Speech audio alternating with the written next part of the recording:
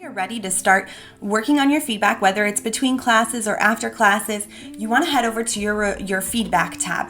And in column A, you will see a student notes box. This is for notes that you want to remind yourself later, maybe next time you have Vivi, you want to be able to see whatever notes you took about her. This might be something you don't necessarily want to send in feedback, that kind of thing. So anything you type in column A about Vivi will show up in column E next time that you input her name on your schedule. So the columns F and G should be blank. These are where your favorite feedback will start to generate. Now, note that all of these boxes, all of these columns, they're all editable. So if you would like to type your favorite feedback right in here, you are more of a short kind of quick and smart sentences kind of person, then use these blank boxes and type whatever you want. Be sure to use this student name that shows up over here, and you'll see why when we get to the favorites tab. So let's look at all the available templates. You'll want to use your arrow keys. So I'm just kind of scrolling over, looking at these different templates and maybe picking one that looks good and something I'd want to use in class. So let's say I want to use this short and sweet feedback. So what I would do is double click and I would make my edits right here. So let's say I go over here to the beginning of the sentence and just kind of customize. Say, hello parents, Vivi did well with da da da.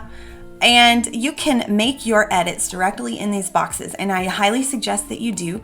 Don't just grab the template, paste it in the portal, and go. Then you're losing all your customizations for the next class, okay? So, because you do want to proofread these templates, we're all human, okay? So, just for example, I'm going to put edited this template. You don't need to type this on your own, but you do need to remember which feedback you edited and which one you customized, because when you get to the favorites tab to save feedback to designate as your favorite feedback for this lesson, you'll want to know which template you edited. Okay, so I see that I've got blanks right here. Okay, and that's okay. But let's say that I forgot to put Vivi's name in, I forgot to put her nickname on my input schedule tab. What you can actually do is come up here to this area, the green box, and select whatever name is showing in column B. Those are the names that will be right here. So for instance, remember I put Older Nina as the nickname for my Older Nina. I don't want that to be in all the feedback templates. So what I would simply do is say, okay, hey planner, find Older Nina and swap it with just Nina. And I will hit this swap names button. And when I do that, it's going to fix everything for me. So I'm going to just scroll on down. So Older Nina, this is her row right here. So I'm going to scroll over and notice that now it just says Nina, whereas before it said Older Nina. All right, and I would make edits to this box. You want to make your edits directly on your feedback tab, okay? I promise you it will save you time in the long run.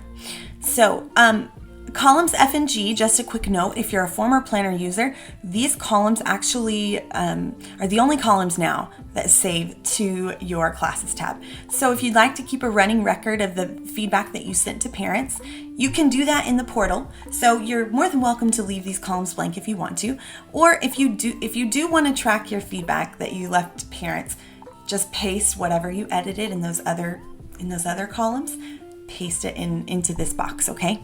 So whenever I'm done making edits, I would just, I'm double clicking to type in the box.